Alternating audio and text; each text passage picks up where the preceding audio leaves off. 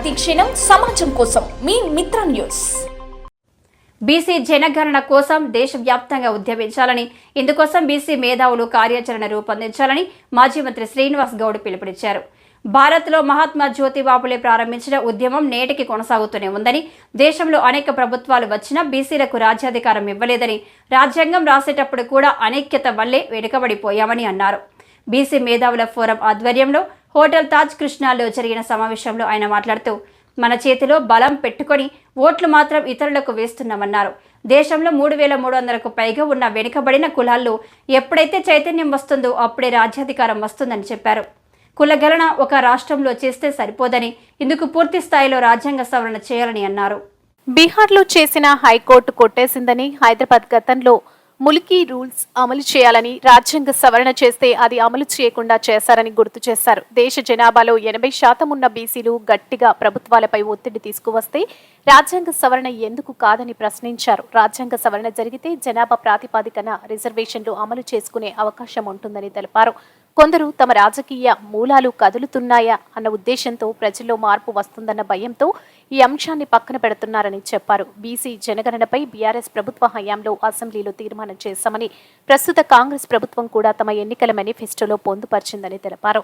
గతంలో బీజేపీకి చెందిన కేంద్ర మంత్రి రాజ్నాథ్ సింగ్ బీసీ గణన చేస్తామని తొలుత చెప్పారని, తిరిగి సుప్రీంకోర్టులో తాము చేయబోమని పిటిషన్ దాఖలు చేశారని చెప్పారు. ఇలాంటి సమావేశాలు ఉమ్మడి 10 జిల్లాల్లో కూడా పెట్టాలని, తర్వాత నియోజకవర్గ గ్రామీణ స్థాయిలో నిర్వహించాలని సూచించారు. వచ్చే స్థానిక సంస్థల ఎన్నికలను దృష్టిలో పెట్టుకుని గ్రామీణ స్థాయిలో చర్చలు నిర్వహించాలని చెప్పారు. సర్పంచ్, ఉప సర్పంచ్, ఎంపీపీ ఎందుకు కాలేకపోతున్నామన్న ఆలోచన అక్కడి ప్రజలకు రావాలన్నారు. కులగణన విషయంలో తెలంగాణ నుంచి అగ్గి రాజేయాలని, అది దేశ స్థాయిలో వ్యాపించాలని చెప్పారు. ప్రస్తుత కాంగ్రెస్ ప్రభుత్వం స్థానిక ఎన్నికలను పోస్ట్ పోన్ చేసి కులగణన చేసిన తర్వాతే నిర్వహించాలని డిమాండ్ చేశారు. ప్రస్తుతం మనకు ఇమ్మీడియట్ గా ఏంటంటే లోకల్ బాడీ ఎలక్షన్స్ ఉన్నాయి కనుక ఇమ్మీడియట్ గా తక్షణమే దీన్ని పోస్ట్ పోన్ చేయాలి. అదేవిధంగా కులగణన చేయాలి. ఆఫ్టర్ కులగణన తర్వాతనే ఎలక్షన్ పెట్టాలనే డిమాండ్ తో మనం ముందుకు పోవాలి. ఆ తర్వాత మరి ఒక మంచి పరిణామం ఈరోజు ఇంతమంది కలుసుకున్నాం. నాకు తెలిసినంత వరకు ఏంటంటే మనం ఎందుకు ఐక్యం రాలేకపోతున్నాం అంటే, మనవి దాదాపు ఈ భారతదేశంలో 3,300 కులాలు. రాజ్యాంగం మరి కొన్ని జాతీయ పరంగా 2,600, 2,200 కులాలు అని చెప్పారు, కానీ యాక్చువల్గా 3,000 పైగా ఉన్నాయి. ఆ రకంగా కూడా ఇన్ని కులాలు ఎట్లా ఉన్నాయంటే ఎవరి కులం వాళ్ళదే, ఎవరి ఎజెండా వాళ్ళదే. అన్ని కులాలు ఒక బీసీ ఎజెండాగా ఎప్పుడైతే వస్తుందో బీసీలలో అప్పుడు చైతన్యం వస్తుంది. అంతేగాని గౌడ సంఘం గౌడులు, యాదవ సంఘం యాదవులు, ముద్రాజు సంఘం ముద్రాజులు, పద్మశాలని పద్మశాలని, మున్నూరు కాపులు బీసీలో ఉన్నటువంటి అత్యధిక జనాభా ఉన్నటువంటి కులాలు ఎవరంతా వాళ్ళనే ప్రోత్సహించుకొని వాళ్ళే ఉండాలని చెప్పి ఆ భావన ఎప్పుడైతే ఉంటుందో అప్పుడు వరకు అది పోయేంత వరకు కూడా ఐక్యత అనేది రాదు. అది పోవాలంటే మరి ఏం చేయాలి? మేధావులు ఆలోచన చేయండి. మరి బీసీలో అందరం సంబంధాలు ఒకరికొకరు ఉంచుకుని బీసీలో ఎవరు బీసీ అయితే పిల్లలు కదా అని చెప్పి తీర్మానం చేసుకొని పెళ్లి చేసుకొని అట్లా కలిసిపోతేనన్నా ఐక్యమైందా, లేకపోతే పెద్ద పనులు చేసుకొని అందరం కలిసి రాజకీయంగా ఎవరికి అవకాశం దక్కినా మనం ఐక్యంగా ఉండాలని ఆలోచిస్తే దాన్ని ఆలోచన చేయాలి. దాని మీద ఆలోచన చేయకుండా మనం పెట్టుకుంటా పోతాం. ఇక్కడ ఉన్న వాళ్ళు కూడా మళ్ళా వాళ్ళది ఎజెండాతోనే ఉంటారు. ఏ జిల్లాకు వచ్చినా, ఏ కాన్స్టిట్యూన్సీకి వచ్చినా ఇక్కడ బీసీ అంటారు, అక్కడ వచ్చే వరకే ఆ కులమే అంటారు. ఇక ఎక్కడ బాగుపడుతుందో చెప్పు, అది పోవాలి. అది ఎవరికి పోవాలంటే నాయకులకే పోవాలి. సంఘాలు నడిపే నాయకులకు ఎప్పుడైతే పోతుందో ఈ దరిద్రం పోతుంది. సంఘాలు నడిపే నాయకులకు అది ఎప్పుడైతే ఉంటుందో ఎప్పుడు పోదు. దయచేసి దాని మీద ఆలోచన చేయండి. నేను చెప్పింది వాస్తవమా కాదని.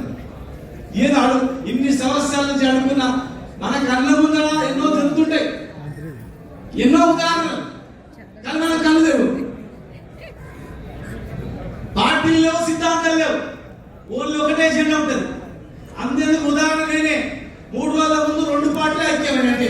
పార్టీ కాదు, ఇద్దరు పార్టీలు ఐక్యమైన శ్రీనివాసులు ఓడగొట్టాలంటే మనం ఐక్యం కావాలా నువ్వు అని చెప్పి కాంగ్రెస్ బీజేపీ కదా, మన పార్టీ సమస్య కదా. దయచేసి అన్నీ అయిపోయినా చెప్తారు అందరూ. जस्टिस चंद्र कुमार गारू वाकी వేదికపైకి రావాల్సిందిగా ఆహ్వానిస్తున్నాను. ఫ్రెండ్స్, ఈరోజు కులగణన చేయాలంటే ఒక రాష్ట్రం చేస్తే సరిపోదు, పూర్తి స్థాయి రాజ్యాంగ సవరణ చేయాలి. ఎందుకంటే బిహార్లో చేసింది, హైకోర్టు కొట్టేసింది. ఎందుకంటే రాజ్యాంగంలో లేదు, రాజ్యాంగానికి విరుద్ధంగా చేసింది. రాజ్యాంగ సవరణ చేయాలి. గతంలో ఈ హైదరాబాద్ లో ముల్కీ రూల్స్ అమలు చేయాలన్నప్పుడు సుప్రీంకోర్టు జడ్జిమెంట్ కి అనుగుణంగా అమలు చేయాలని గవర్నమెంట్ తీర్మానం చేస్తే రాజ్యాంగ సవరణ చేసి అవి అమలు చేయకుండా చేసింది. అంటే ఒక్క రాష్ట్రంలో కొంతమంది వర్గాలకు నష్టం జరుగుతుందంటే రాజ్యాంగ సవరణ చేసింది. కానీ భారతదేశంలో 80-90% జనాభా మనము రాజ్యాంగ సవరణ చేయడం ఎన్నోసార్లు చేసి రాజ్యాంగ సవరణ పెద్ద లెక్క కాదు. మనం ఎప్పుడైతే ఒత్తిడి తీసుకొస్తామో రాజ్యాంగ సవరణ జరుగుతుంది. అది పెద్ద విషయం కాదు. రాజ్యాంగ సవరణ జరిగిందంటే ఆటోమేటిక్ గా ఏ రాష్ట్రంలో ఎంతైనా సరే మనం అమలు చేసుకోవడానికి అవకాశం ఉంటుంది. జనాభా ప్రాతిపదిక మీద ₹1 ఖర్చు కాదు. ఇలా కులగణనకి ఎందుకు భయపడుతున్నారు? ఏదో హాస్టల్ వేయించమని, పుస్తకాలు ఇవ్వమని, లేకపోతే తిండి పెట్టమని పెంచేస్తారు. కానీ వాళ్ళకు వాళ్ళ మూలాలు వదులుతాయి, దీనివల్ల రాజకీయ మూలాలు వదులుతాయి. అని ఇంత జనాభా వీళ్ళుంటే మనకి ఇంతమంది ఉన్నాము, ఇంతమంది గెలిచి విలువ చేస్తే వీళ్ళ మీద పెద్దలను జలాయిస్తున్నాం కదా అనేటి బాధ కలుగుతుందని, రెవల్యూషన్ వస్తుందని, ప్రజలలో మార్పు వస్తుందని ఇది దాచిపెడతా ఉంది. ఇంకొకటి ఆర్థికంగా కూడా ఎవరైనా ఏం పరిస్థితి ఉంది, ఏ కులంలో ఏం చేస్తున్నారు, ఎంతమంది తింటున్నారు, ఎంతమంది తిండిలేక వస్తున్నారు, వాళ్ళ బతికేంది, వాళ్ళ చేతిలో ఏం అధికారం ఉంది, జనాభా ఎంత ఉంది, వాళ్ళ దగ్గర ఏమి, పారిశ్రామిక రంగంలో ఎవరు, కాంట్రాక్టర్లు ఎవరు, డబ్బులు ఎవరి దగ్గర ఉన్నాయి, ఇండస్ట్రీస్ ఎవరు, ఇవన్నీ బయటపడితే మార్పు వస్తుంది. తిరగబడతాయి ఉద్దేశంతోనే ఇది చేయట్లేదు. కనుక ఖచ్చితంగా బీసీ జనగణన ప్రధాన ఎజెండా తీసుకొని పోవాలి. మరి ముఖ్యంగా ఈ రాష్ట్రంలో మరి ఎలక్షన్స్ ఉన్నాయి కనుక మరి అన్ని పార్టీలు ఒప్పుకున్నాయి. మా పార్టీ నుంచి అసెంబ్లీ తీర్మానం చేసినాం, ఆ రోజు కులగణన చేయాలని, చట్టసభలో రిజర్వేషన్ ఇవ్వాలని చేసినాం. మరి కాంగ్రెస్ మేనిఫెస్టోలో కూడా ఉంది. భారతీయ జనతా పార్టీ ఇస్తాను, మరి ఇస్తాంటే నిజంగా ఇస్తారా లేదా, ఏం చేస్తారు? గతంలో రాజ్నాథ్ సింగ్ గారు హోమ్ మినిస్టర్ గా ఉన్నప్పుడు కులగణన చేస్తామని చెప్పారు. కానీ మళ్ళీ కొద్ది రోజుల్లో సుప్రీంకోర్టులో మేము చేయమని కూడా దాఖలు చేసింది. కనుక ఒకరు ఒక మాట, ఇంకో మాట, అవకాశం బట్టి మన ఓట్ల గురించి మనల్ని పెడుతున్నారు తప్ప వాస్తవంగా చేయని ఉద్దేశం లేదు. ఎందుకు లేదంటే మనం ఐక్యం లేదు కనుక వాళ్ళు చేయరు. మనం ఐక్యం ఉన్నదంటే ఎంతసేపు చెప్పు మొత్తం మార్పులు వచ్చేస్తుంది. ఐక్యం కావడానికి ఏం చేయాలి చేయండి. మరి ఈరోజు ఇక్కడ అయింది మీటింగ్ బ్రహ్మాండంగా. ఉమ్మడి 10 జిల్లాలో కూడా పెట్టండి. ఉమ్మడి 10 జిల్లాలో కూడా ఒక మీటింగ్ కండక్ట్ చేయండి. ఉమ్మడి 10 జిల్లా తర్వాత కాన్స్టిట్యూన్సీ వైజ్ గా చేయండి.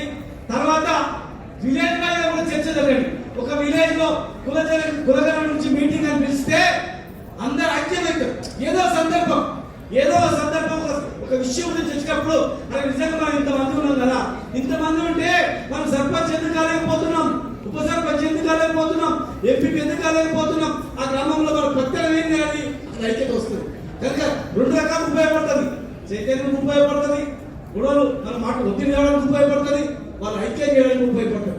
కనుక ఇమ్మీడియట్ గా లోకల్ బాడీ ఎలక్షన్స్ ఉన్నాయి కనుక వాళ్ళు ఇచ్చిన మాట ప్రకారం కావాలంటే కులగణన తర్వాత చేయమని చెప్పాలి. కులగణన అనేది 1 month లో పెద్ద సమస్య కాదు.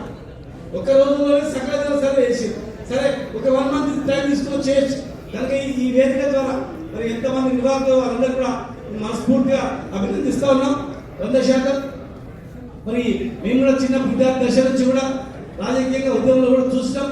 మరి ఒక అవకాశం వచ్చే రాజకీయపరమైన అవకాశం వచ్చే వరకు ఏ రకమైనటువంటి ఒత్తులు ఉంటాయి, ఏం చేస్తుంటారు, మన చేతులతోనే ఎట్ల కళ్ళు ఒడిపిస్తారనేది కూడా మనకు అర్థమైంది. కానీ మనం ఇప్పటికైనా కానీ అందరం ఐక్యంగా ఉండి గట్టిగా ఎవరు ఏ పార్టీలో ఉన్నా ఆ పార్టీలో ఒత్తిడి తీసుకొచ్చి ఆ పార్టీ నాయకత్వం నుంచి ఖచ్చితంగా దీని మీద వాయిస్ ఇచ్చేటట్టు కూడా అందరం ప్రయత్నం చేసి అవసరం అనుకుంటే అన్ని రాజకీయ పార్టీల అధిపతులను కలిసి మనం దీన్ని ఉధృతం చేసి ఒక కార్యాచరణ ఇవ్వాల్సిన అవసరం ఉంది. ఈ వేదిక ఇంకోటి ఒక ఇంటలెక్చువల్ ఫోరం, వాళ్ళకి ఎలాంటి ఎజెండా లేదు. మన జస్టిస్ ఈశ్వరయ్య గారు ఉన్నారు, ఎలాంటి ఎజెండా లేదు కనుక ఎలాంటి ఎజెండా రాజకీయ సంబంధం లేనటువంటి వ్యక్తులు వాళ్ళు ముందుండి నడిపినప్పుడు మాత్రమే అవుతుంది. వాళ్ళు ముందుండి దీన్ని ముందు తీసుకుపోయినప్పుడు మాత్రమే అవుతుంది. మరి సూర్యరావు గారు మిగతా జర్నలిస్టులు ఉన్నారు. మనమందరం కూడా ఒక తీర్మానం లేక అన్ని పత్రికలు కూడా మనం ఈరోజు హుకుం జారీ చేస్తూ వస్తాము. రేపు ఖచ్చితంగా ప్రధానంగా మెయిన్ పేజ్ ఇంత పెద్ద అంశంలో ఇంకెక్కడ లేదు. ప్రధానంగా మెయిన్ పేజ్ వేస్తారా వేయరా, ప్రతి టీవీలో చూపిస్తారా చూపించరా, చూపించకపోతే మన ఫోన్ల ద్వారా ఏ పేపర్ అయితే మెయిన్ పేపర్ వేస్తుందో ఇక ఈ పేపర్ మన జాతి గురించి వేసింది గమనించండి. ఏ పేపర్ అయితే ఏదో మన ఉన్నటువంటి సోషల్ మీడియా ద్వారా మీకున్నటువంటి గ్రూప్లలో ఇంత పెద్ద మీటింగ్ అవుతే పదవులకు త్యాగం చేసి ఈ జాతి గురించి మేము ఉంటామని ఇంతమంది నాయకులు ప్రసంగిస్తే మన అంశం వచ్చేవారికి మనం చూస్తేనే పేపర్ వస్తుంది, మనం టీవీ చూస్తేనే వాళ్ళకి డబ్బులు వస్తాయి, మనం పేపర్ చదివితేనే వాళ్ళకి పైసలు వస్తాయి. కానీ ఇవాళ మనం చూపిస్తలేమని చెప్పి కూడా అందరికీ మరి సోషల్ మీడియా ద్వారా గ్రామ స్థాయి నుంచి రాష్ట్ర స్థాయికి వచ్చేటప్పుడు ఇది కూడా ఒక సోషల్ మీడియా విప్లవం లాగా తీసుకురావాలని చెప్పండి. ఈ ఇంటలెక్చువల్ ఫోరం మీరు ఏ బాధ్యత మాకు అప్పచెప్పినా నిజాయితీగా 100% మేము ఆ బాధ్యత తీసుకొని మీకు అన్ని రకాల సహాయ సహకారం అందిస్తామని చెప్పని ఇందరితో ఆపకుండా దీన్ని కార్యక్రమం తీసుకుపోవాలి. అవసరం ఉంటే ఈ రోజు రేపో ఎల్లుండో మీ పెద్దలు కూర్చొని 10 జిల్లాల క్యాలెండర్ ఈ రోజు ఈ జిల్లా ఈ జిల్లా ఈ రోజు ఈ జిల్లా అని చెప్పి పెట్టేస్తే ఆ జిల్లాల్లో ఒకటి క్లాస్ కాకుండా ఒక 15 రోజులలో కంప్లీట్ చేసుకొని మళ్ళీ మీరు అక్కడ నుంచి గ్రామస్థాయి వరకు పిలిపించి మరి ఉన్నటువంటి వాళ్ళు ముందు నడిపించాలని చెప్పని ఇది దేశంలో తెలంగాణ నుంచి మొదలు కావాలి, ఇక్కడ నుంచి మొదలై దేశ స్థాయి వరకు అడ్డుకోవాల్సిన అవసరం ఉందని చెప్పని మీ అందరూ తెలియజేస్తూ మరొకసారి మీ అందరికీ హృదయపూర్వకంగా ఈ కార్యక్రమం నిర్వహించినందుకు శిరస్సు వచ్చి మీ అందరూ కూడా నమస్కారాలు తెలియజేస్తున్నాను. Thank you sir. ముఖ్యంగా వారు ఉద్యోగ ధర్మంలో వారు ఉద్యోగులు ఉన్నప్పటి నుంచి కూడా బీసీల తరఫున అనేక సార్లు పోరాటం చేశారు. అదేవిధంగా రాజకీయ రంగంలో కూడా బీసీల కొరకు పోరాటం చేశారు. వారికి ప్రత్యేకంగా అభినందనలు తెలియజేస్తున్నారు. మరొక ఎమ్మెల్సీ ఉన్నారు, రిటైర్డ్ ఎమ్మెల్సీ పూల రవీందర్ గారు. సో